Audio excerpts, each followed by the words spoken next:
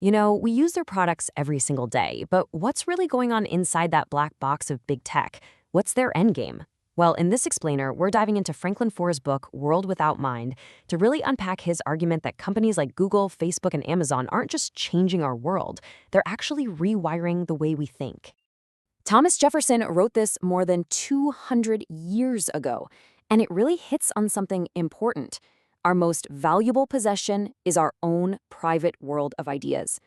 But what happens when that private world isn't so private anymore? What if it's just another resource to be mined, processed, and then sold? That's really the core tension we're going to get into today. Okay, so here's the game plan. First, we'll talk about this new kind of monopoly. Then, we're going to look at the philosophy that's driving them. After that, we'll see the real-world impact on media and creativity. And finally, we'll talk about how we just might, be able to reclaim our own minds. So let's kick things off with the new monopolists of mind. And I'll tell you right now, this is not your grandfather's kind of monopoly. The ambition of today's tech giants is on a completely different level.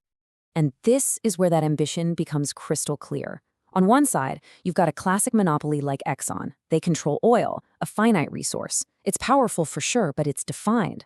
On the other side, you have the goal of a company like Google to organize a totally limitless resource, all of human knowledge, all of existence. The scale is just breathtakingly different. And this is what the book calls monopolists of mind. You see, the danger here isn't just economic, it's cultural. When just a handful of companies control the gateways to all information, they can't help but narrow what we all see. And that concentration of power, it leads directly to a homogenization of thought. So, what's the philosophy that's fueling this massive ambition? Well, it's this idea of engineering everything. It's the core belief system, really, that makes Silicon Valley tick. This famous motto, it just perfectly captures the spirit. It's not just about innovating.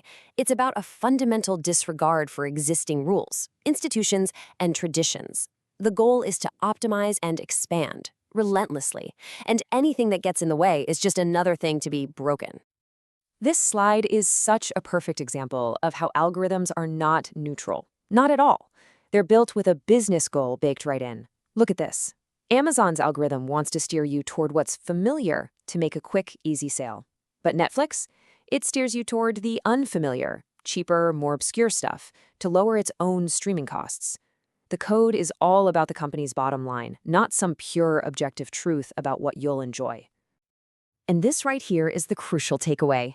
Tech leaders look at all the messy complexity of human society, all our politics and culture, and they see it as just another system that needs to be debugged.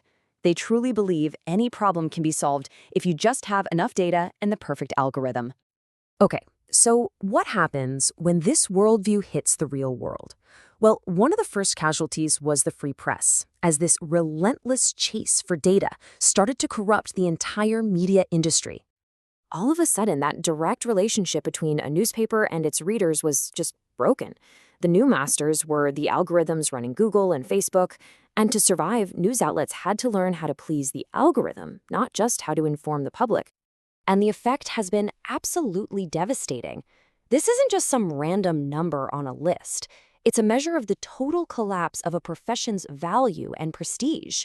I mean, think about it. The very institutions that are supposed to hold power accountable were being dismantled by a new, more powerful force. Gawker's founder, Nick Dutton, really put it bluntly. In a world that runs on clicks, the boring vegetables of civic life, serious, important reporting, they just get ignored. And why? Because outrage and scandal and fear get so much more traffic. The metrics, like he says, simply don't support worthiness. And this has staggering real-world consequences. The media ecosystem basically created this perverse incentive. News outlets that were opposed to a candidate like Donald Trump found they couldn't stop covering him because every single outrageous thing he said drove a tidal wave of traffic.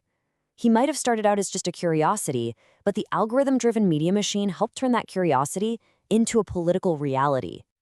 But the damage doesn't stop with the news. The second major consequence is what this new digital economy has done to creative professionals, the writers and artists who actually create the culture that these platforms distribute. I mean, just look at these numbers. Over a few decades, the median income for a full-time writer was literally cut in half. The very system that promised it would empower individual creators has actually made it almost impossible for them to earn a living wage. It's staggering. We're talking 80 years. 80 years of inflation, of massive economic change, and the pay for a serious piece of intellectual work stayed exactly the same.